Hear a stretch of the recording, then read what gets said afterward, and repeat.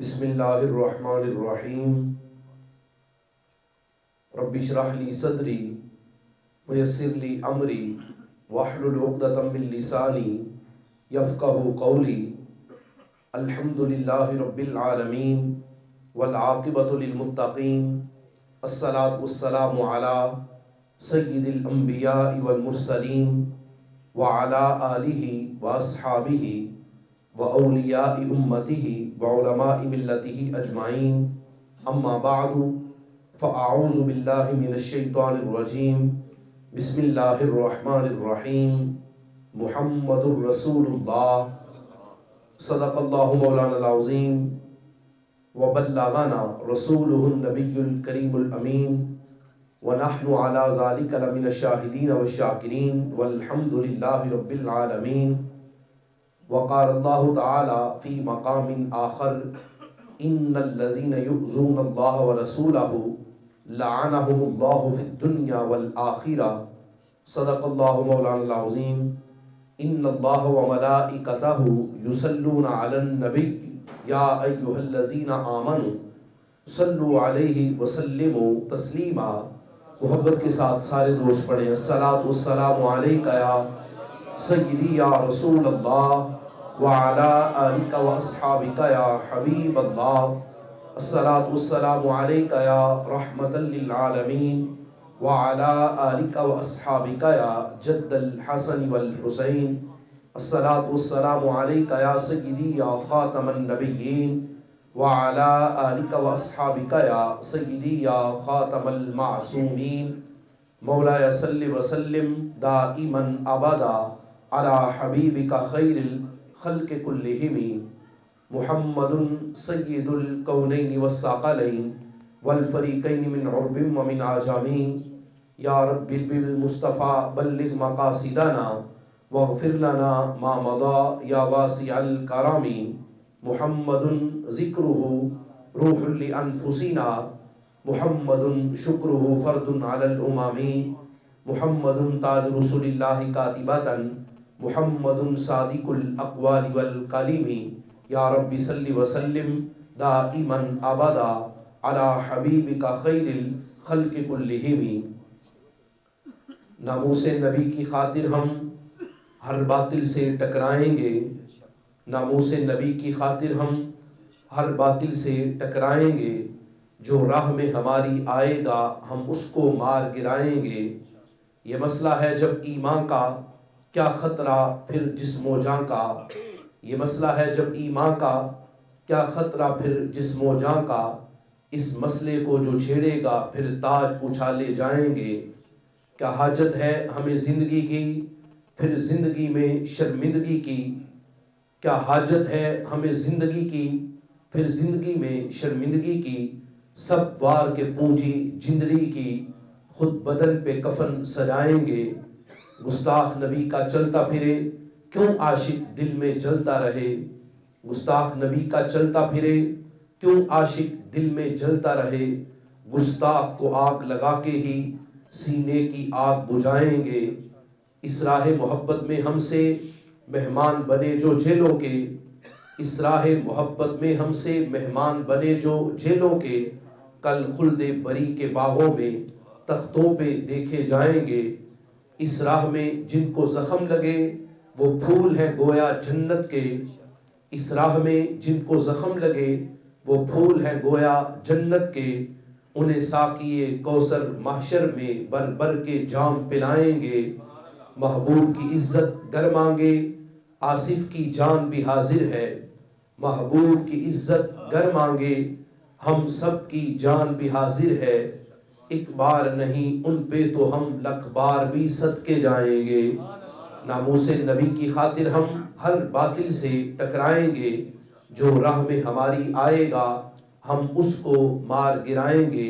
اللہ تبارک و تعالی جل جلالہ وعم نوالہ وعظم شانہ واتم برہانہ وجل ذکرہ وعز اسمہ کی حمد و ثنا اور حضور سرور کائنات مفخر موجودات زینت بزم کائنات دستگیر جہاں غم گسار زماں سید سروراں سیاہ لامکاں قائد المرسلین خاتم النبیین احمد مجتبی جناب حضرت محمد مصطفیٰ صلی اللہ علیہ وبارک وسلم آپ کی بارگاہ مقدسہ میں گلہائے عقیدت پیش کرنے کے بعد بانی محفل و جلوہ آرائے مسند صدارت نوجوان فاضل حضرت علامہ مولانا محمد ذیشان تنویر جلالی صاحب زیدہ مجدوہ، رونق محفل عزت باب محترم المقام ڈاکٹر محمد عمر خیام جلالی صاحب زیدہ مجدوہ، اور دیگر احباب اہل سنت عشاقان رسول صلی اللہ علیہ وسلم، اللہ کے فضل اور پیارے آقا صلی اللہ علیہ وسلم کی نظر عنایت سے ہم سارے اس وقت آپ کی اس مرکزی جامعہ مسجد کے اندر ماہانہ درس صراط مستقیم کے موقع پر ہونے والی عظیم الشان تحفظ ناموس رسالت کانفرنس میں شرکت کی سعادت حاصل کر رہے ہیں۔ دعا کرتے ہیں اللہ ہم سب کی حاضری کو اپنے دربار میں قبول فرمائے۔ خالق کائنات جل جلالہ ہم سب کو قرآن و سنت سمجھنے سمجھانے سننے سنانے اور بالخصوص اللہ ہم سب کو اس پہ عمل کرنے کی توفیق عطا فرمائے۔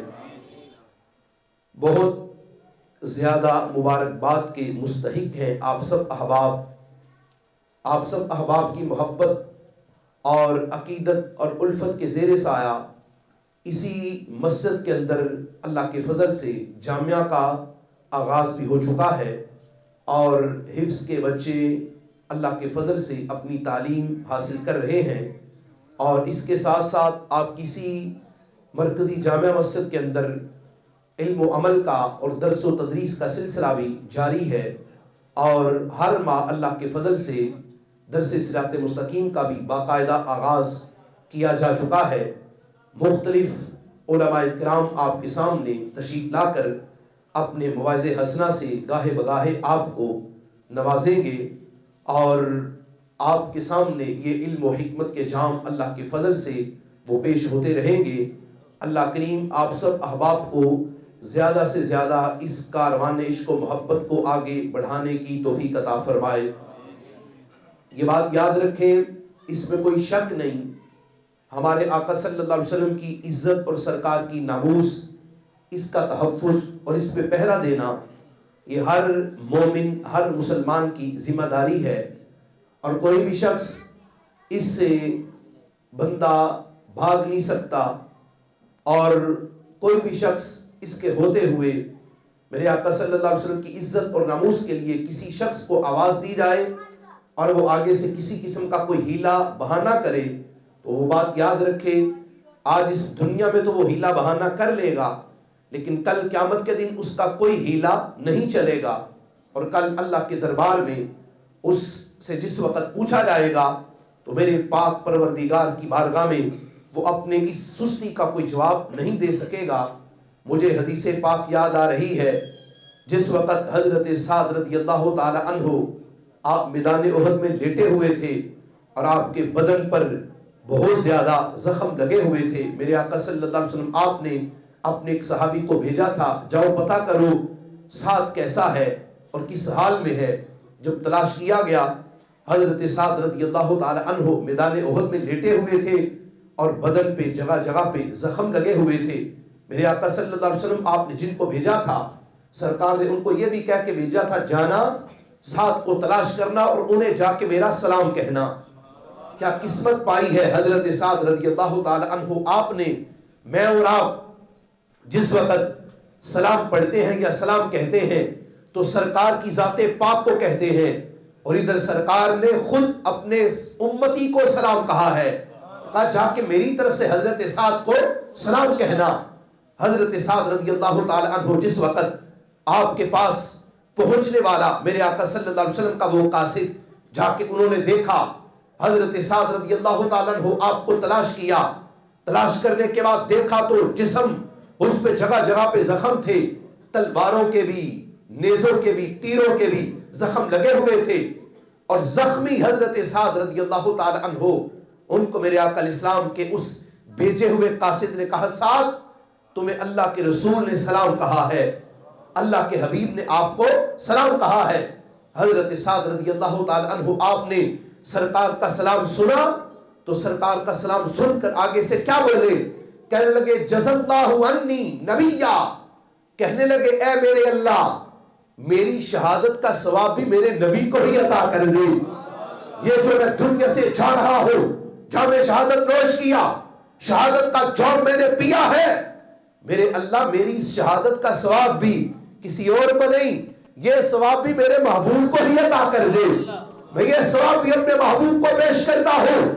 حضرت سعد رضی اللہ تعالیٰ عنہ آپ نے میدان جنگ میں لیٹے ہوئے جام شہادت نوش کرتے کرتے سانسیں اگرچہ اکھڑ رہی تھی، بدن اگرچہ زخمی تھا، اور اس بدن کے اوپر تیروں کے زخم بھی ہے، تلواروں کے بھی ہیں، نیزوں کے بھی ہیں، ایسے عالم میں سرکار کا سلام سن کر اس مرد حق پرست کے چہرے پہ مسکراہٹ ہے، اور سرکار کا سلام قبول کر کے اپنی شہادت کا ثواب بھی سرکار کو پیش کیا، اور ساتھ میرے آقا اسلام کے بھیجے ہوئے قاصد کو ایک پیغام دیا۔ کہنے لگا کہ حضرت سعد بولے، کہنے لگے میری طرف سے میرے محبوب علیہ السلام کے ہر دیوانے کو یہ پیغام دینا، اور یہ پیغام میرا ہر کسی تک پہنچا دینا، اور تم سے ہوتا ہوا آگے پہنچے گا، اس سے پھر آگے، اس سے آگے پھر آگے، اور چلتا چلتا قیامت تک آنے والے ہر عاشق کے پاس یہ چلا جائے گا۔ پیغام کیا تھا؟ حضرت سعد کہنے لگے میرے محبوب علیہ السلام کے دیوانوں سے یہ کہنا کہ تمہارے ہوتے ہوئے تمہاری زندگی میں اگر کوئی ایک شخص بھی زندہ ہوا، اور اس ایک کے ہوتے ہوئے اگر کوئی بدبخت سرکار کی توہین کر گیا، اور اس نے اس پر کوئی عملی اقدام نہ کیا، اس نے آگے سے کوئی بھی وہ کوئی کاروائی نہ کی، یہ خاموش رہا، اور اس نے آگے سے اس بدبخت کو گستاخ کو کوئی جواب نہ دیا، اور یہ خاموش بیٹھا رہا، کل قیامت کے دن رب ذوالجلال جس وقت اس سے پوچھے گا کہ تو نے میرے محبوب علیہ السلام کے بے ادب کو جواب کیوں نہ دیا، اور اگر یہ آگے سے یہ کہنے کی کوشش کرے گا میرے اللہ میں تو تنہا تھا، میں تو اکیلا تھا، میں تنہا کیا کرتا، میں اکیلا اس بدبخت کا سر تن سے کیسے جدا کرتا، تو حضرت صاحب کہنے لگے میرا اللہ اس بندے کے اس عذر کو کبھی بھی قبول نہیں کرے گا۔ رب یہ نہیں کہا کہ اچھا تو اکیلا تھا، چلو ٹھیک ہے کوئی بات نہیں۔ حضرت صاحب کہنے لگے کوئی عذر نہیں چلے گا، کوئی بہانہ نہیں چلے گا، تنہا ہونے کا بہانہ بھی نہیں چلے گا۔ رب آگے سے کہے گا جس طرح ایک ایک کرتے کرتے سارے دنیا سے چلے گئے، تو بھی اس بدبخت کا محاسبہ کرتا، اس کا تعاقب کرتا، اور لڑتے لڑتے تو بھی جان دے دیتا، تو زندہ کیوں بچا؟ تیرے زندہ رہنے کا مقصد کیا تھا؟ تو نے اپنی زندگی کیا کرنی تھی اگر تو نے میرے نبی کی ناموس کے لیے پیش نہیں کی؟ حضرت صاحب کہنے لگے کوئی بہانہ نہیں چلے گا، کسی قسم کا کوئی عذر رب کے دربار میں اس کا قبول نہیں ہوگا، اگرچہ وہ تنہا ہے، اگرچہ وہ اکیلا ہے۔ اس حدیث پاک کو پیش کر کے میں یہ عرض کرنا چاہتا ہوں سرکار کی ناموس کے لیے، سرکار کی ختم نبوت کے لیے، اور میرے آقا اسلام کی عزت کے لیے کسی ایک شخص کو بھی برایا جائے تو وہ تن من دن سب کچھ فدا کر کے قیامت تک آنے والے ہر فرد کو یہ پیغام دے ناموس نبی کی خاطر ہم ہر باطل سے ٹکرائیں گے، جو راہ میں ہماری آئے گا ہم اس کو مار گرائیں گے۔ یہ مسئلہ ہے جب ایمان کا کیا خطرہ ہے پھر جسم و جان کا، اس مسئلے کو جو چھیڑے گا پھر داد اچھالے جائیں گے۔ کیا حاجت ہے ہمیں زندگی کی، پھر زندگی میں شرمندگی کی، سب بار کے پونجی جندگی کی، خود بدن پہ کفن سجائیں گے۔ گستاخ نبی کا چلتا پھرے کیوں عاشق دل میں چلتا رہے، گستاخ کو آگ لگا کے ہی سینے کی آگ بجھائیں گے۔ اس راہ محبت میں ہم سے مہمان بنے جو چلو گے، کل خلد بری کے باغوں میں تختوں پہ دیکھے جائیں گے۔ اس راہ میں جن کو زخم لگے وہ پھول ہے گویا جنت کے، انہیں ساقیے کوثر محشر میں بر بر کے جان پلائیں گے۔ محبوب کی عزت کروا گے، ہم سب کی جان بھی حاضر ہے، محبوب کی عزت کروا گے، آصف کی جان بھی حاضر ہے، ایک بار نہیں ان پہ تو ہم لاکھ بار بھی صدقے جائیں گے۔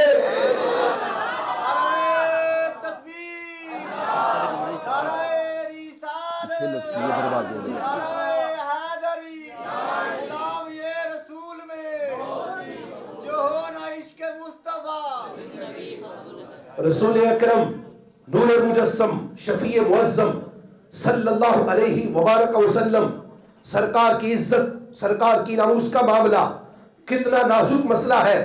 میں تھوڑی سی اس کی وضاحت کرتا ہوں. سنیے کیا انداز ہے اور کیا طریقہ کار ہے. آج لوگوں نے میرے محبوب علیہ السلام کی ناموس کے معاملے کو بچوں کا کھیل سمجھا ہوا ہے. سرکار کی ناموس، سرکار کی عزت اور میرے آقا علیہ السلام کا مقام و مرتبہ، اس حوالے سے کسی کو اونچا سانس بھی لینے کی اجازت نہیں. یہ بات یاد رکھے. اور میرے آقا صلی اللہ علیہ وسلم کی ذات پاک کے بارے میں اگر کوئی شخص کلام کرے، اگر کوئی شخص گفتگو کرے تو وہ سوچ سمجھ کے جملہ بولے، سوچ سمجھ کے ہوش سے بولے اور بڑی توجہ سے بات کرے. یہ نہ ہو کہ وہ بات کرے اور اس کے لبوں سے ایسے جملے نکل جائے کہ سب کچھ اس کا ختم ہو جائے اور اس کے نام اعمال میں ایک بھی نیکی نہ بچے. سنیے رسول اکرم نور مجسم شفیع معظم صلی اللہ علیہ وبارک وسلم میرے آقا علیہ السلام کی ناموس کا معاملہ کتنا حساس معاملہ ہے. حضرت سلطان صلاح الدین ایوبی رحمت اللہ علیہ بہت بڑے جرنیل ہیں اور میرے آقا علیہ السلام کے عظیم عاشق ہیں. حضرت سلطان صلاح الدین ایوبی آپ کا دور تھا اور آپ کے دور کے اندر کچھ تاجر مدینہ شریف کے وہ مصر گئے تجارت کے لیے. جس وقت مدینہ شریف کے تاجر مصر پہنچے، وہاں کا جو گورنر تھا مصر کا، اس کا نام تھا برنس ارنات. اس نے مدینہ پاک کے ان تاجروں کو پکڑ لیا اور گرفتار کر لیا اور گرفتار کر کے سب کچھ جو مال تھا، مال تجارت، سب کچھ لوٹ لیا اور جو بھی ان تجار کے پاس چیزیں تھی قیمتی وہ بھی رکھ لیں. اور رکھنے کے بعد صرف اسی پہ اکتفا نہیں کیا بلکہ اس بدبخت نے میرے آقا علیہ السلام کو چیلنج کیا اور چیلنج کرتے ہوئے وہ بولا، اس نے مدینہ پاک کے تاجروں سے یہ جملہ بولا، کہنے لگا اینا نبیکم فادعوہ لینصرکم. کہاں ہے تمہارے نبی؟ کہاں ہے تمہارے نبی؟ اینا نبیکم، کہاں ہے تمہارے نبی؟ فادعوہ، ان کو آواز دو، ان کو پکارو، لینصرکم، تاکہ تمہاری مدد کریں. یہ معاذ اللہ اس نے کیا کیا؟ سرکار کی جو حیات طیبہ ہے اسے حقیقت میں وہ چیلنج کر رہا تھا.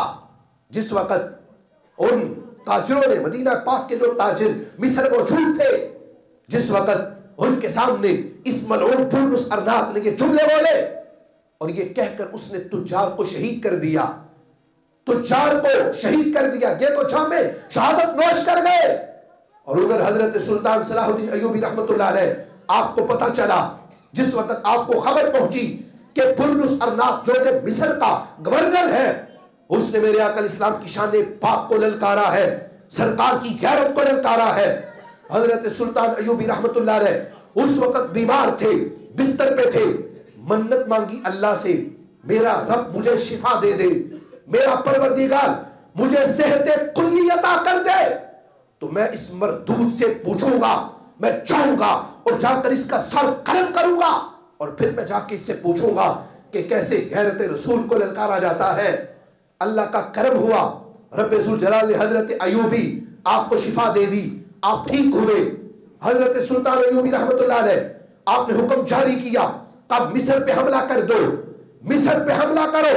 فوجیں بھیجی گئی، مصر پہنچی اور فوج جب مصر پہنچی، حضرت ایوبی کا حکم تھا، کہا کہ جو بھی سرکار کا دشمن ملتا ہے مار دو، کوئی بھی زندہ باقی نہ بچے، ایک کو بھی زندہ مت چھوڑو، سب کے سر قلم کر دو، لیکن برنس ارنات کو زندہ پکڑو.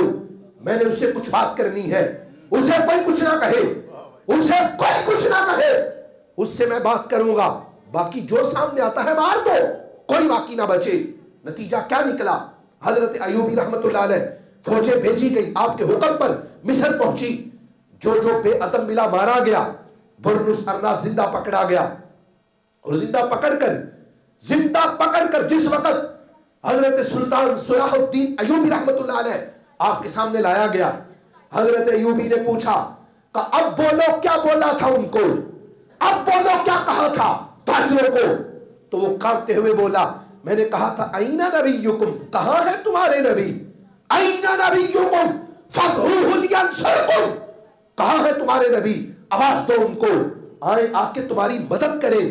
جو ہی اس کے لبوں سے جملہ مکمل ہوا، حضرت سلطان صلاح الدین ایوبی رحمت اللہ علیہ آپ نے تلوار نکالی، تلوار نکال کے اس کے سر کو تن سے جدا کیا، اور سر کو تن سے جدا کر کے حضرت سلطان صلاح الدین ایوبی رحمت اللہ علیہ آپ بولے، آپ کہنے لگے اتنے چھوٹے چھوٹے کاموں کے لیے سرکار خود نہیں آتے، سرکار ایوبی جیسے نوکروں کی ڈیوٹی ہی لگا دیتے ہیں۔ یہ پیغام دیا سر تن سے جدا کر کے، اور پھر صرف اسی پہ اکتفا نہیں کیا بلکہ اس کا سر اتار کے ایک تھال میں رکھا، اور تھال میں رکھنے کے بعد ایک قاصد کو دے کر کہا جاؤ اس علاقے کے جتنے سلاطین ہیں، جتنے بادشاہ ہیں، ان بادشاہوں کے پاس اس ملعون کا سر بھیجا، اور اس سر کے ساتھ ایک رکا بھی بھیجا جس پہ یہ لکھا ہوا تھا کہ جو بھی بندہ قیامت تک میرے آقا اسلام کی کوئی ذرہ ور بھی بے ادبی کرے گا، یا سرکار کی توہین کرے گا، یا میرے آقا اسلام کی شان میں تنقیص کرے گا، یا کوئی کمی کرے گا، یا کسی قسم کی بے ادبی کرے گا، کہا کہ جس وقت تک سرکار کا کوئی ایک نوکر بھی زندہ ہے ہم اس کا یہی حال کریں گے۔ ہم ہر چیز برداشت کر سکتے ہیں، ہم ہر چیز پہ کمپرومائز کر سکتے ہیں، لیکن سرکار کی ناموس پہ، سرکار کی عزت پہ، سرکار کی ختم نبوت پہ، میرے آقا اسلام کی عزت کے معاملے میں کوئی کمپرومائز نہیں، کوئی کسی قسم کا کوئی کمپرومائز نہیں۔ ہم یہ پیغام دینا چاہتے ہیں ویسٹ کو، اور ویسٹ کے چیلوں چمچوں سب کو ہم یہ کہتے ہیں، یاد رکھو سرکار کے بے ادبوں، سرکار کے گستاخوں کے لیے نہ ہمارے پاس لہجہ نرم ہے، نہ ہمارے پاس انداز نرم ہے، ہمارے پاس ان کے لیے لہجہ بھی گرم ہے، انداز بھی گرم ہے۔ ہمارے سر کا تاج ہے وہ بندہ جو میرے نبی علیہ السلام سے پیار کرتا ہے، اور اگر کوئی سرکار کا بے ادب ہے ہم یہ نہیں دیکھیں گے کہ ہمارا لگتا کیا ہے، اس سے ہمارا رشتہ کیا ہے، اس سے ہمارا ناتا کیا ہے، اس سے ہمارا تعلق کیا ہے۔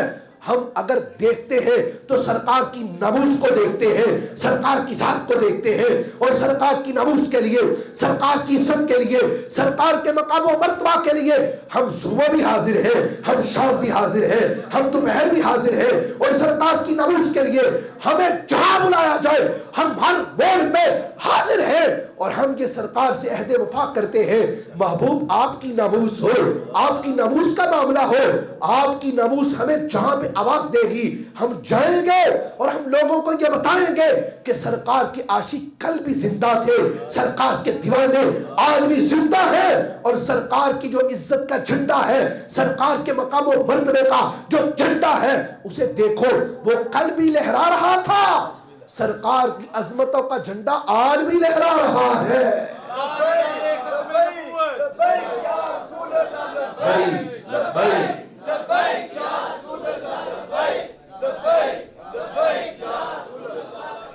دیکھیے کیا انداز ہے، ناموس رسالت اور میرے آقا صلی اللہ علیہ وسلم کی عزت کا معاملہ کتنا حساس معاملہ ہے۔ دیکھیے گا، میں مثال آپ کے سامنے پیش کرتا ہوں۔ اگلا مہینہ امیر المؤمنین خلیفہ بلا فصل تاجدار صداقت حضرت سیدنا صدیق اکبر رضی اللہ تعالی عنہ ان کے حوالے سے ہے، اور یقیناً اگلے ماہ بھی درس قرآن ہے، اور جو بھی مدرس آئیں گے یقیناً اسی پہ گفتگو کریں گے، لیکن میں ایک بات آپ کے سامنے عرض کرنا چاہتا ہوں اپنے آج کے عنوان کو سامنے رکھتے ہوئے۔ دیکھیے گا اور آپ یہاں سے سمجھیے گا، آج لوگ کہتے ہیں مجبوریاں ہیں، حضرت کیا کرے، فلاں ہمارا عزیز ہے، فلاں ہمارا رشتہ دار ہے، چھوڑے تو گزارا نہیں۔ اب بھلے ہی وہ حضرت ابو بکر صدیق کو بکتا ہو، بھونکتا ہو، اگرچہ وہ حضرت فاروق اعظم کا اندر کھاتے دشمن ہو، لیکن ہم کیا کہتے ہیں، مجبوری ہے، ادھر بیٹی دی ہوئی ہے، ادھر بچے کی شادی کی ہوئی ہے، وہ ہمارا چچا ہے، ہمارا تایا ہے، ہم کیسے چھوڑ دیں۔ میں نے کہا کہ تم نے سرکار کے ساتھ جڑی ہوئی نسبت کو چھوڑنا پسند کر لیا، لیکن رشتہ داری چھوڑنا وہ پسند نہیں کیا۔ دیکھو ذرا اور بات کو سمجھو، امیر المؤمنین خلیفہ اول، خلیفہ بلا فصل تاجدار صداقت حضرت سیدنا صدیق اکبر رضی اللہ تعالیٰ عنہ، آپ کا عشق کتنا جواں عشق ہے اور کیسا بیدار عشق ہے۔ بیٹھے تھے ایک دن بیٹے کے پاس، اور بیٹے کا نام ہے حضرت عبد الرحمن بن ابی بکر رضی اللہ تعالی عنہما۔ دونوں باپ بیٹا بیٹھے ہوئے تھے گھر میں، اور بیٹھے بیٹھے بیٹے نے کہا کہ ابا جی آپ کو ایک بات نہ سناؤں؟ کہا ضرور، کیوں نہیں؟ کہا لازمی سناؤ، ضرور سناؤ۔ تو عرض کی ابا جی، جس وقت جنگ بدر لڑی جا رہی تھی، جنگ بدر لڑتے لڑتے، جنگ بدر میدان بدر میں لڑتے لڑتے ایسا ہوا، میں تھا کافروں کے ٹولے میں اور ابھی میں نے کلمہ نہیں پڑھا تھا، اور آپ تھے ادھر محمد عربی کے غلاموں میں، الگ الگ کھڑے تھے، اور میں نے ابھی اس وقت کلمہ نہیں پڑھا تھا۔ میں تھا ابو جہل کے ٹولے میں اور آپ تھے محبوب علیہ السلام کے لشکر میں۔ لڑتے لڑتے کئی بار ایسا ہوا، لڑتے لڑتے کئی بار ایسا ہوا کہ آپ میری تلوار کے نیچے آئے، لیکن میں نے آپ کو اپنا باپ سمجھ کر چھوڑ دیا۔ میں نے نہیں مارا نہیں، میں نے کہا میرے باپ ہیں، میں کیوں ماروں میں ان کو کیوں کچھ کہوں؟ کہ میں چھوڑ دیا، مارا نہیں، لیکن اب کلمہ پڑھ چکا ہوں تو آج مجھے بات یاد آئی تو آپ کو سنا دی۔ جس وقت حضرت ابو بکر صدیق رضی اللہ تعالی عنہ آپ نے اپنے بیٹے کے لبوں سے یہ جملہ سنا تو سن کر حضرت صدیق اکبر آپ بولے، کہنے لگے عبد الرحمن مجھے قسم ہے اس رب کی جس رب کے قبضہ قدرت میں میری جان ہے۔ آپ بولے، کہا کہ اگر تم ایک بار بھی میری تلوار کے نیچے آ جاتے تو میں یہ نہ دیکھتا کہ میرا بیٹا ہے، میں تیرا سر تن سے جدا کر کے قیامت تک آنے والے ہر فرد کو یہ پیغام دیتا کہ سرکار کا عاشق یہ نہیں دیکھتا کہ سامنے جو کھڑا ہے وہ میرا لگتا کیا ہے، بس سرکار کا عاشق اتنا دیکھتا ہے کہ اگر سامنے گستاخ کھڑا ہے عاشق رسول اس کا سر تن سے جدا کر دیتا ہے، اور اگر سرکار کے عاشق کے سامنے کوئی غدار کھڑا ہو عاشق کیا کرتا ہے، تلوار چلاتا ہے، تلوار چلا کے اس کے سر کو تن سے جدا کر دیتا ہے۔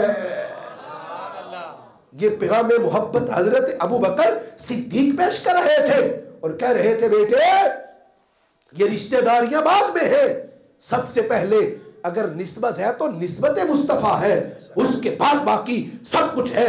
اس لیے میں یہ کہنا چاہتا ہوں میرے عزیزوں، میرے بھائیوں، میرے دوستوں، میں یہ نہیں کہنا چاہتا، میری گفتگو کا ہرگز بھی یہ خلاصہ نہیں کہ آپ رشتہ داروں کو چھوڑ دیں، صلہ رحمی لازم ہے۔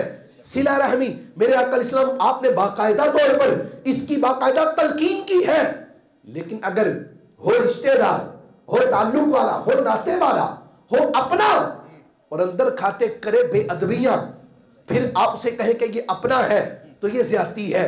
وہ اپنا نہیں، بالکل سمپل جھٹکی سی بات ہے، جو سرکار کا نہیں وہ تیرا میرا کیسے ہو سکتا ہے؟ جو سرکار کا نہ ہو سکا، جو میرے نبی علیہ السلام کے صحابہ کا نہ بن سکا، وہ میرا اور تیرا کیسے بنے گا؟ جس نے حضرت ابو بکر صدیق کی ذات پاک کا کوئی لحاظ نہیں کیا، وہ میرا تیرا کہاں کرے گا؟ جس کی نظر میں ام المؤمنین حضرت سیدہ عائشہ صدیقہ رضی اللہ تعالی عنہا ان کا حیا نہیں، وہ تیرا میرا حیا کیسے کرے گا؟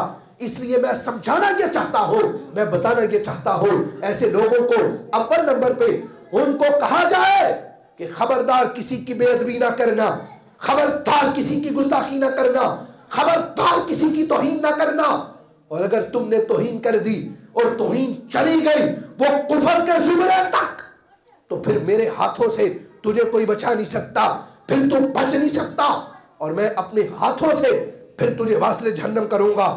انداز دیکھنا ذرا، لوگ بات کرتے ہیں رشتہ داریوں کی، تعلق کی، نعتوں کی۔ میں ایک اور مثال پیش کرتا ہوں، سنو۔ میرے آقا امام الانبیاء حضرت محمد مصطفیٰ صلی اللہ علیہ وسلم آپ کا گھر ہے اور آپ کا دولت خانہ ہے، اور اس گھر کے اندر میرے آقا علیہ السلام کی زوجہ، ہم سب کی روحانی اماں ام المؤمنین حضرت ام حبیبہ بنت ابی سفیان رضی اللہ تعالی عنہما آپ تشریف فرما ہے۔ بیٹی ہے کس کی؟ حضرت ابو سفیان کی۔ ہمشیرہ ہے کس کی؟ حضرت سیدنا امیر معاویہ کی رضی اللہ تعالی عنہ، ان کی ہمشیرہ ہے۔ حضرت ابو سفیان نے بھی کلمہ نہیں پڑھا، اور ان کے کلمہ پڑھنے سے پہلے بیٹی سرکار کے نکاح میں جا چکی ہے، ایک دن ایسا ہوا حضرت ابو سفیان رضی اللہ تعالیٰ عنہ چلتے چلتے وہ اپنی بیٹی کے گھر کی طرف چلے گئے کسی کام کے سلسلہ میں. جب گھر کے اندر داخل ہونے لگے, اندر چلے گئے, اندر داخل ہوئے, گھر میں دیکھا چارپائی پڑی ہے, بستر لگا ہے, بستر بچھا ہے. حضرت ابو سفیان رضی اللہ تعالی عنہ بیٹھنے لگے تو بیٹی نے روک دیا, کہا ابا جی رکو ذرا, بڑی قابل توجہ بات ہے. حضرت ابو سفیان رضی اللہ تعالی عنہ بیٹھنے لگے تو بیٹی کیا کہتی ہے, کہا ابا جی رکیے ذرا, روک لیا, بیٹھنے نہیں دیا, روک لیا, اور چارپائی پہ جو بستر بچھا ہوا تھا اسے سائیڈ پہ کر دیا, لپیٹا, اور لپیٹ کر بستر سائیڈ پہ کر دیا. اب حضرت ابو سفیان بولے, پوچھنے لگے, کہنے لگے بیٹی باتیں دو ہیں, دو ہی باتیں ہیں.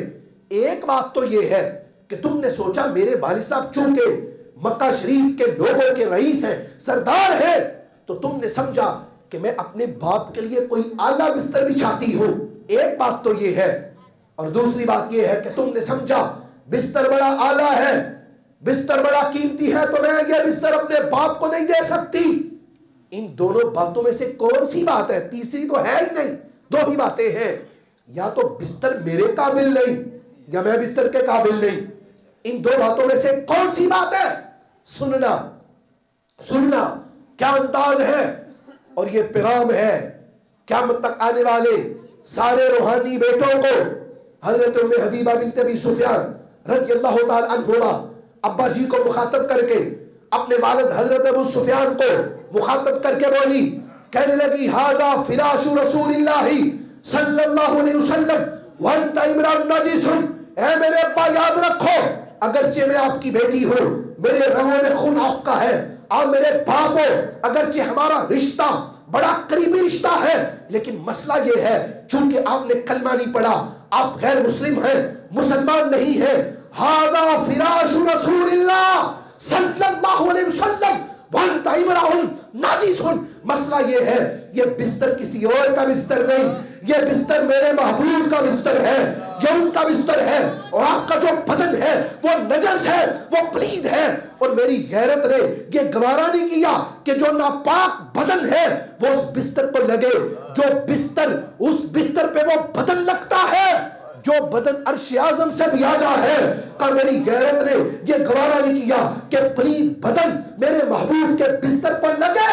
حضرت ام حبیبہ بنت ابی سفیان رضی اللہ تعالی عنہما قیامت تک آنے والے ہر فرد کو یہ پیغام دے رہی تھی, اے بعد میں آنے والوں جن کے بستر جیسا کسی کا بستر نہیں ہے, ان کی ذات جیسی کسی کی ذات نہیں ہے.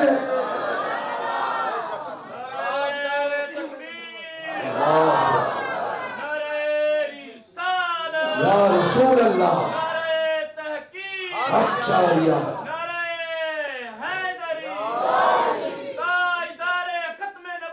زندہ آباد, زندہ آباد,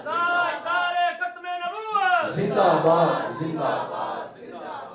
یہ انداز یہ ہمارے بڑوں کا ہے. اب آپ دیکھ لیں یہاں سے, اور یہ میں حدیث پاک پیش کیا آپ کے سامنے. سگا باپ ہے اور سگی بیٹی ہے, لیکن سرکار کی عزت کا معاملہ آیا تو کا رشتہ داریاں بعد میں, تعلق بعد میں, تعلق سارے بعد میں ہے. سب سے بڑا تعلق تعلق مصطفیٰ ہے, باقی بعد میں تعلق ہے. آپ تعلق بنائیں, آپ تعلق کو اپنائیں, اور آپ تعلقات کو بحال رکھیں.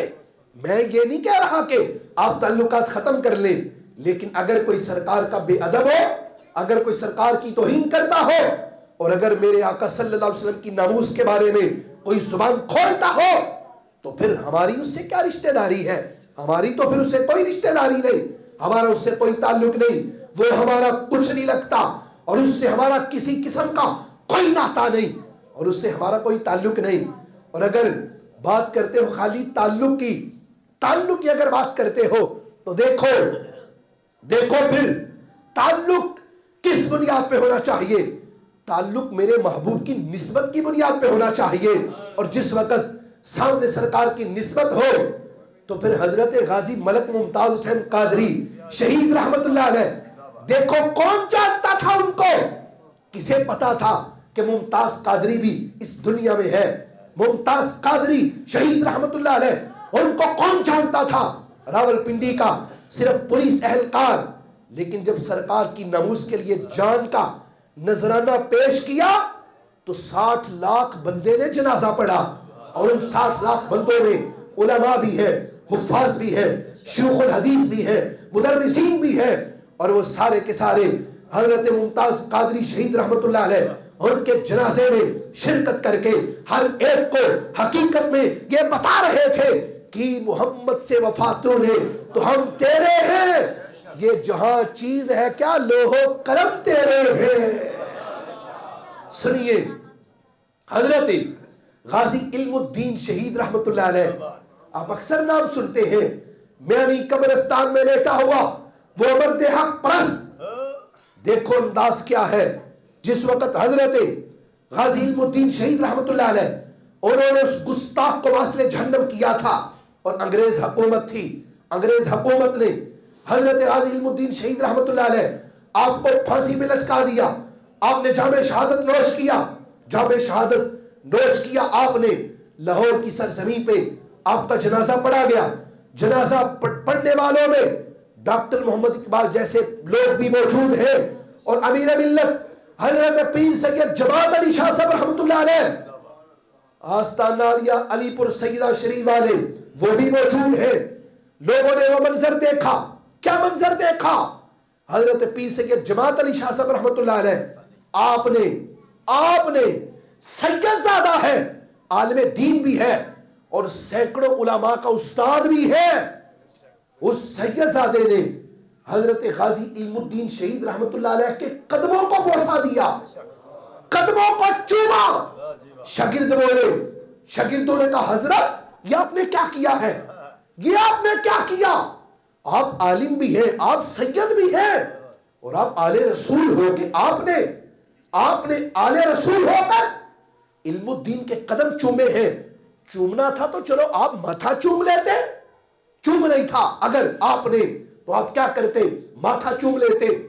حضرت پیر سید جماعت علی شاہ صاحب رحمت اللہ علیہ کیا بولے؟ کیا کہا آپ نے؟ کہنے لگے اے میرے شاگردو، مجھے یہ کہتے ہو کہ میں سید ہوں اور میں کئی علماء کا استاد ہوں، میں قدم کیوں چومے اور ماتھا کیوں نہیں چوما؟ کہنے لگے میں نے قدم اس لیے چومے ہیں کیونکہ ماتھا کوئی اور چوم رہا تھا. ماتھا چومنے کے لیے کوئی اور آیا ہے، اور وہ کون آیا ہے؟ وہ کوئی اور نہیں، وہ میرے اور تیرے نبی کی ذات گرامی آئی ہے. سرکار نے ماتھا چوما ہے. اور پھر اس موقع پر ڈاکٹر اقبال نے کہا تھا، کہنے لگے اسی گلاں کردے رہ گئے تے ترخانہ دا منڈا بازی لے گیا. پنجابی زبان میں ڈاکٹر اقبال نے کہا تھا. حالانکہ آج کے لوگ جس وقت اقبال کی شاعری پڑھتے ہیں تو کہتے ہیں دیکھو جی اس کے چہرے پہ تو داڑھی نہیں تھی، وہ تو فلاں تھا، وہ تو یہ تھا، وہ تو اس طرح تھا. تو جب اقبال کی بات کرتے ہو تو یہ بھی تو اقبال نے کہا ہے نا کہ ہم باتیں کرتے رہ گئے، بازی کوئی اور لے گیا. کہنے لگے ہم نے بس خالی شعر کہے، ہم نے خالی باتیں کی، ہم نے خالی تقریریں کی، لیکن جب عمل کرنے کا وقت آیا، جب کام کرنے کا وقت آیا، جب سرکار کی عزت اور سرکار کی ناموس پر جان دینے کا وقت آیا، ہم باتیں کرتے رہ گئے. اور یہ عزت اور مقام اللہ نے اگر کسی کو دیا ہے تو وہ اللہ نے حضرت غازی علم الدین شہید کو بھی عطا کیا ہے. تو یہ میرے عزیزوں، میرے بھائیوں، یاد رکھو رسول اکرم نور مجسم شفیع معظم صلی اللہ علیہ وسلم، سرکار کی ناموس، سرکار کی عزت کا معاملہ، اسے جو لوگ حساس سمجھتے ہیں اور اسے جو بہت اعلیٰ سمجھتے ہیں، میں یہ سمجھتا ہوں کہ یہ ان کی اعلیٰ ظرفی ہے، ان کا یہ ایمانی اور ان کا یہ ہر اعتبار سے ان کا یہ فریضہ ہے. اور یہاں پر میں ایک بڑی ضروری بات کی بھی وضاحت کرنا چاہتا ہوں. یہ جو سرکار کی ناموس کا قانون ہے 295C 295C، یہ جو قانون ہے سرکار کی ناموس کا، پچھلے دنوں جب یہ سیالکوٹ کے اندر اس فیکٹری کے اندر سری لنکن مینیجر اس کو لوگوں نے مارا اور اس لوگوں نے اس کو قتل کیا، اس واقعے کو لے کر، اس مسئلے کو لے کر کچھ لبرل ٹولہ اور کچھ انگریز کے پالتو ٹی وی چینلز پہ آ کر ٹی وی سکرینوں پہ بیٹھ کر انہوں نے بڑی بکواس کی 295C کے بارے میں. یہ بات یاد رکھے, میں وضاحت کر رہا ہوں, ہم ہرگز بھی اس بات کے حامی نہیں کہ کسی بندے کے اوپر ویسے ہی گستاخی کا لیبل لگا کے اس کو مار دیا جائے. بالکل ہم اس کے قائل نہیں, نہ ہم اس کے حامی ہیں. ہم کہتے ہیں اگر واقعتاً کوئی بندہ سرکار کی بے ادبی کرتا ہے تو پہلے تصدیق کی جائے. ہم یہ نہیں کہتے کہ جو ہی کوئی کہے کہ فلاں علاقے میں کسی نے بے ادبی کی ہے تو ادھر تریگری سے کوئی بندہ وہ چھرا لے کے اٹھے اور نہ پتہ کرے, نہ تصدیق کرے, نہ دائیں بائیں سے کسی کو کوئی خبر لے اور جا کے چھرے کے وار کر کے اس کو قتل کر دے. نہیں, ہم اس کے قائل نہیں. ہم کہتے ہیں پہلے تصدیق کرو, پہلے پتہ کرو, پہلے باقاعدہ طور پر اس بندے کا پتہ کیا جائے, اس کے اٹھنے بیٹھنے کو چیک کیا جائے, وہ اٹھتا بیٹھتا کن کے ساتھ ہے, اور پھر اس کے بعد باقاعدہ طور پر تسلی کی جائے کہ واقعی اس نے بے ادبی کی ہے, کیا اس نے کوئی توہین کی ہے. اور اگر واقعتاً گستاخی ثابت ہو جائے اول کوشش کی جائے, حکومت وقت کا کام ہے اس بدبخت کو واصل جہنم کرے. اور اگر حکومت پاکستان اس معاملے میں کوئی سستی کرتی ہے یا کسی بھی ملک کی کوئی حکومت اس معاملے میں کسی قسم کی کوئی کمی یا سستی کرتی ہے اور پھر اٹھ کے کوئی عاشق اپنا فریضہ سر انجام دیتا ہے تو پھر کسی حکومتی کرندے کو بولنے کی اجازت نہیں. یہ پہلے فریضہ ان کا ہے, یہ پہلے ڈیوٹی ان کی ہے. لیکن کیا کرے, کس حکومت پہ بھروسہ کرے, کس وزیر پہ, کس مشیر پہ ہم بھروسہ کریں. یہ اپنا بھروسہ تو پہلے ہی کھو چکے ہیں. اور کتنے ایسے بے ادب گستاخ ہیں جن گستاخوں کو انہوں نے اپنی سرپرستی میں وطن عزیز پاکستان کی جیلوں سے رہا کر کے برطانیہ کو دے دیے, امریکہ کو دے دیے, کوئی کسی کو دے دیا, کوئی کسی کو دے دیا. اعتماد تو تم نے خود کھویا ہے. اور آج کے دور میں اگر پھر کوئی عاشق اپنے عشق کا فیصلہ خود سنا دے تو پھر آگے سے روتے ہیں, پھر آگے سے کہتے ہیں کہ یہ کیا قانون ہاتھ میں کیوں لیا. حضرت غازی ملک ممتاز حسین قادری شہید رحمت اللہ علیہ, آپ نے جس وقت اس ملعون کو واصل جہنم کیا تھا تو حضرت غازی ممتاز حسین قادری شہید رحمت اللہ علیہ آپ نے پہلے باقاعدہ قانونی رستہ بھی اپنایا تھا اور اپنے سینئر افسران کو خطوط لکھے تھے, بار بار ان کو متوجہ کر کے کہا تھا کہ اس کی زبان کو بند کیا جائے اور اس کا کوئی علاج کیا جائے. ہر بار یہی جواب آتا رہا, ممتاز قادری ہم چھوٹے ہیں, ہم کیا کر سکتے ہیں, وہ بڑا ہے, گورنر ہے, گورنرشپ کی وہ سیٹ پہ ہے, ہم اس کا کچھ نہیں بگاڑ سکتے.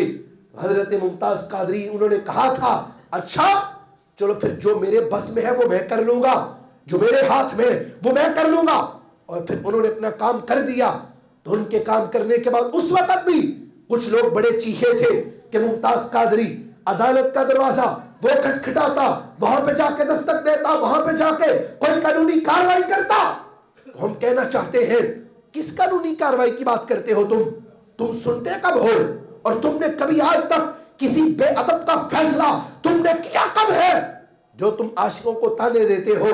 ہم تم سے یہ کہنا چاہتے ہیں 295C یہ میرے محبوب علیہ السلام کی عزت کا جو قانون ہے اور جو سرکار دو عالم صلی اللہ علیہ وسلم سرکار کی ناموس کے تحفظ کے لیے جو قانون بنا ہوا ہے, ہم ضرور کہتے ہیں کہ اس کا استعمال بالکل ٹھیک کیا جائے اور اس کو بالکل اچھے طریقے سے جانچ پڑتال کر کے سب کچھ دیکھ کر اس کے اوپر باقاعدہ طور پہ کام کیا جائے.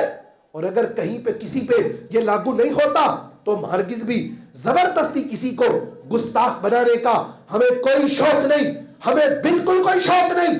ہم جان بوجھ کر کسی بندے کے اوپر گستاخی کا لیبل لگا دیں اور اگر کوئی بندہ واقعتاً گستاخ ثابت ہو جائے اور پھر جب سزا دینے کی باری آئے تو حکومت وقت آگے سے ہیل حجت کرے, آگے سے بہانے کرے. تو ہم پوچھنا چاہتے ہیں کیا تم نے مرنا نہیں, کیا تم نے سرکار کو مر کے منہ نہیں دکھانا, کیا تم نے کل سرکار کے سامنے جا کے تم نے پیش نہیں ہونا, کیا تمہیں خبر نہیں کہ ہم نے ایک دن مرنا بھی ہے, ہم نے ایک دن جانا بھی ہے اس دنیا سے. تو کل قیامت کے دن اگر میرے محبوب علیہ السلام سرکار نے پوچھ لیا تو کیا جواب پیش کرو گے, کیا کہو گے جب سرے محشر وہ پوچھے گے بلا کر سامنے کیا جواب جرم دو گے تم خدا کے سامنے؟ اس وقت کوئی جواب بن نہیں سکے گا. لیکن کتنے قسمت والے سرکار کے وہ امتی ہیں جب انہیں سرکار کی ناموس کے لیے بلایا جائے، کبھی ڈی چوک بلایا جائے، کبھی چند تکیا گجرانوالہ وہاں پہ بلایا جائے، کبھی لاہور بلایا جائے، تو یہ سب کچھ فدا کرنے کے لیے کبھی احتجاجی ریلی میں، کبھی جلسے میں، کبھی جلوس میں، کبھی درس میں، کبھی محفل میں، کبھی کہیں پہ بھی سرکار کے عاشق کو جب بلایا جائے تو یہ نہیں دیکھتا میں تو 4 بہنوں کا اکیلا بھائی ہوں، یہ نہیں دیکھتا کہ میرے والدین کا سہارا کون بنے گا سرکار کا خادم، یہ نہیں دیکھتا کہ میرے گھر والے میرے بعد ان کا کیا بنے گا. رب کعبہ کی قسم ہے سرکار کا عاشق اگر دیکھتا ہے تو میرے نبی کی عزت کو دیکھتا ہے، سرکار کی ناموس کو دیکھتا ہے، سرکار کے مقام کو دیکھتا ہے. اور جس بندے نے سرکار کی ناموس کے لیے اپنی جان کا نذرانہ پیش کیا ہے، چاہے وہ حضرت غازی عامر عبد الرحمن چیمہ شہید ہو، یا وہ حضرت ممتاز قادری شہید ہو، یا وہ حضرت غازی علم الدین شہید ہو، یا وہ کوئی بھی غازی ہو، جس وقت وہ سرکار کی ناموس کے لیے جان کا نذرانہ پیش کرتا ہے، اللہ دنیا میں بھی عزت دیتا ہے، اللہ میدان معاشر میں بھی عزتوں کے تاج فرمائے گا. یہ ہمارے آقا امام الانبیاء حضرت محمد مصطفیٰ صلی اللہ علیہ وسلم سرکار کی ناموس کا درس ہے، سرکار کی عزت کا اور سرکار کی ناموس کا سبق ہے. اور یہ سبق ہم نے یاد کرنا ہے، یہ سبق ہم نے اسے سن کر آگے پہنچانا ہے، اور ہم نے لوگوں کو بتانا ہے کہ لوگوں سرکار کی ناموس کی جب بات آ جائے پھر نرمی نہیں، پھر کوئی نرمی نہیں، پھر لہجہ بھی سخت ہوگا اور گفتگو بھی سخت ہوگی، نہ گفتگو نرم نہ لہجہ نرم. آپ دیکھتے نہیں میرے آقا صلی اللہ علیہ وسلم سرکار کے صحابہ انہوں نے کیسا کیسا سخت رویہ انہوں نے اپنایا ہے. دیکھو جس وقت میرے آقا امام الانبیاء حضرت محمد مصطفیٰ صلی اللہ علیہ وسلم سرکار نے آ کر اعلان نبوت کیا، اور اعلان نبوت کے بعد کتنے کتنے ایسے معاملات ہوئے. فتح مکہ کے دن میرے آقا علیہ السلام آپ نے کعب بن اشرف یہودی کو کعبے کے پردوں کے اندر بھی چھپا ہونے کے باوجود بھی سرکار نے کہا تھا کہ کعب بن اشرف کو کوئی بندہ زندہ نہ چھوڑے. اور کعب بن اشرف کو کہاں مارا گیا؟ کعبے کے پردوں میں مارا گیا. حالانکہ جو حرم ہے، حرم امن والی جگہ ہے، اور امن والی جگہ پہ کسی کو بھی خون بہانے کی اجازت نہیں، لیکن کعب بن اشرف یہودی اسے کعبے کے پردوں میں بھی سرکار نے کہا تھا کہ قتل کر دو اسے اور یہ زندہ بچ کے نہ جائے. کیوں کہا؟ اس لیے کہا تھا کیونکہ بے ادب تھا، گستاخ تھا، سرکار کی بے ادبیاں کرتا تھا، سرکار کی توہین کرتا تھا. اور حضرت عمر فاروق رضی اللہ تعالی عنہ آپ کا جو انداز ہے، قرآن پڑھیے اور تفسیر قرطبی پڑھیے. فلا وربک لا یؤمنون حتی یحکموک فیما شجر بینہم. اس کا شان نزول کیا ہے؟ 2 شخص آئے تھے، ایک یہودی تھا اور دوسرا بظاہر مسلمان تھا، لیکن اس کے دل میں اندر نفاق تھا، منافقت تھی. دونوں اپنا کوئی مسئلہ لے کر سرکار کی بارگاہ میں گئے تھے. تو میرے آقا علیہ السلام سرکار کی بارگاہ عدل والی بارگاہ ہے. میرے آقا علیہ السلام آپ نے فیصلہ یہودی کے حق میں دیا. جب فیصلہ یہودی کے حق میں چلا گیا، وہ دونوں آئے، جب سرکار کی بارگاہ سے باہر نکلے تو چلتے چلتے وہ جو بظاہر مسلمان تھا لیکن دل میں اس کے منافقت تھی، وہ بولا تو بول کے کہنے لگا مجھے سرکار کا فیصلہ منظور نہیں، مجھے ان کا فیصلہ منظور نہیں، ہم فیصلہ حضرت عمر سے کروائیں گے. تو چلتے چلتے دونوں حضرت عمر کے پاس چلے گئے. دونوں، وہ یہودی بھی اور ساتھ جو مسلمان بظاہر تھا وہ بھی، دونوں چلتے ہوئے حضرت عمر فاروق کے پاس پہنچے اور جا کر دروازے پہ دستک دی. حضرت عمر باہر آئے. باہر آنے کے بعد اپنا مسئلہ سنایا، اپنا کیس بتایا. حضرت عمر قبل اس کے کوئی فیصلہ کرتے، وہ یہودی بول پڑا. اس نے کہا کہ اس سے پہلے سرکار میرے حق میں فیصلہ کر چکے ہیں، میرے حق میں سرکار فیصلہ کر چکے ہیں، لیکن اس نے یہ کہا ہے کہ میں سرکار کا فیصلہ نہیں مانتا. حضرت عمر نے کہا اچھا، کہا رکو یہیں پہ، ابھی فیصلہ کرتا ہوں. رکو، جانا نہیں، کہا بھی رکو، میں فیصلہ کرتا ہوں اور بڑی جانچ پڑتال کر کے کروں گا. کروں کو ابھی. حضرت عمر فاروق اندر تشریف لے گئے, اندر گئے, جا کے تلوار پکڑی, تلوار پکڑ کر باہر آئے اور آ کر کیا کیا؟ وہ جس نے کہا تھا کہ مجھے سرکار کا فیصلہ منظور نہیں, تلوار چلائی, مار دیا, سر ہی اتار دیا. جب سر اتارا باتیں شروع ہو گئی, وہ شور مچ گیا, عمر نے مسلمان مار دیا, عمر نے مسلمان بندے کو قتل کر دیا. چلتی چلتی بات میرے محبوب تک پہنچی. سرکار کہنے لگے ہو نہیں سکتا, یہ عمر ہو میرا اور کسی مسلمان کو مار دے, کہ یہ ممکن نہیں. ابھی یہ باتیں ہو ہی رہی تھی, ابھی یہ گفتگو لوگ کر رہے تھے. عرش اعظم سے حضرت جبرائیل آیت لے کے آ گئے, فلا وربک لا یؤمنون حتی یحکموک فیما شجر بینہم. اے پیارے, اپنی امت کو یہ بتا دو کہ کوئی بھی بندہ اس وقت تک مسلمان ہو ہی نہیں سکتا جب تک کہ آپ کے فیصلے کو بھی تسلیم نہیں کر لیتا. اس وقت تک کوئی بھی بندہ, اس کا ایمان قابل قبول نہیں, اس کا اسلام قابل قبول نہیں ہے. بتا دیا گیا کہ عمر نے مومن نہیں مارا, عمر نے بے ادب ہی مارا ہے, عمر نے گستاخ مارا ہے. اب یہاں پہ دیکھو, اس نے کوئی سرکار کی ذات کے اندر کوئی کمی نہیں کی, اس نے ظاہری طور پہ کوئی گالی نہیں دی, بس اتنا کہا کہ مجھے ان کا فیصلہ منظور نہیں. تو سرکار کے صحابہ نے تو ایسے لوگوں کے بھی سر اٹھارے ہیں تاکہ یہ لوگ زندہ باقی نہیں بچیں گے. اور ایک طرف واضح طور پہ فرانس کے وہ کمینے ہمارے محبوب علیہ السلام کی توہینیں کرے, سرکار کی بے ادبیاں کرے اور سرکار کی گستاخیاں کرے, اور ہماری حکومت آگے سے بس اتنا کہے کہ آج یوم سیاہ ہے, آج یوم سیاہ منا لو, آج فلاں کر لو, آج فلاں کر لو. پھر تم کس بات کے حکمران ہو؟ اگر تم سرکار کی عزت اور سرکار کی بے ادبی کا بھی اگر تم بدلہ نہیں لے سکتے تو تم پھر کس مرض کی دوا ہو؟ تم نے پھر کلمہ کس کا پڑھا ہے؟ تم پھر کھاتے کن کے صدقے ہو؟ پھر تم پیتے کن کے صدقے ہو؟ جب کھاتے بھی ان کے صدقے ہو, پیتے بھی ان کے صدقے ہو, اور سب کچھ ملا بھی ان کے صدقے ہے. جب ان کی عزت کی بات آئے, جب ان کی ناموس کی بات آئے تو کہتے ہو کہ ہم اس معاملے میں شدت پسند نہیں. تو پھر یاد رکھنا وہ وقت دور نہیں, ہمیشہ کی زندگی تو کسی کی بھی نہیں. آنکھیں تو ایک دن سب کی بند ہونی ہے, وہ چاہے وزیر اعظم ہے یا پھر عوامی بندہ ہے. مرنا تو سب نے ہے, نتارے ہو جائیں گے, نتارے ہو جائیں گے. لیکن قسمت والے ہیں وہ سرکار کے دیوانے جن کو جب بھی بلایا جائے سرکار کی ناموس کے لیے سر کے بل چل کے آ جاتے ہیں اور آ کر کہتے ہیں محبوب میری عزت بھی آپ کے لیے ہے, میرا سر بھی آپ کے لیے ہے, میرا جسم بھی آپ کے لیے ہے, اور میری جان بھی آپ کے لیے ہے. میرے جسم کے اندر چلنے والے خون کا ایک ایک قطرہ محبوب آپ کے لیے ہے, میں تو بنا ہی آپ کے لیے ہوں. اللہ کا شکر ہے ہم سرکار کی ناموس کے لیے ہر لمحہ تیار ہے, سرکار کی ناموس کے لیے, سرکار کی عزت کے لیے, سرکار کی ختم نبوت کے لیے. ہمیں جب بھی جہاں بھی بلایا جائے ہم تن من دن سب کچھ سرکار کی ناموس کے لیے فدا کرنے کے لیے تیار ہے.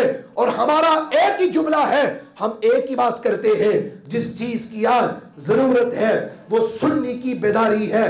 اگر جاگ گیا یہ سنی تو پھر ہر طاقت پہ بھاری ہے. ناکام ہے گہرے صدمے بھی تیری گہری نیند اڑانے کو, اٹھ باندھ کمر کیوں سستی سی, تیری سوچ پہ اب تک تاری ہے. تو دیکھ لے اپنے ماضی کو, اس ملت کے ہر غازی کو, ہر ظالم غاصب لرزوں ہے, شیطان پہ ہے بدکاری ہے. مت ڈرنا ان تنگ راہوں سے, مت ڈرنا ان بدخواہوں سے, جب ساتھ ہے طیبہ کے والی پھر آگے کیا دشواری ہے. جس دور میں ملت کے غازی سولی پہ چڑھائے جاتے ہو وہ طرز حکومت ملت سے مکاری ہے, غداری ہے. انگریز کے سب نوکر چاکر اس ملک سے بستر گول کرے, اب راج اسی کا آئے گا ممتاز سے جس کی یاری ہے. جب تک بھی زندہ رہنا ہے حق کو زبان سے کہنا ہے, کیا ڈر ہے موت کا اے آصف, جب جانا اپنی باری ہے, جب جانا اپنی باری ہے. وآخر دعوایا ان الحمد للہ رب العالمین.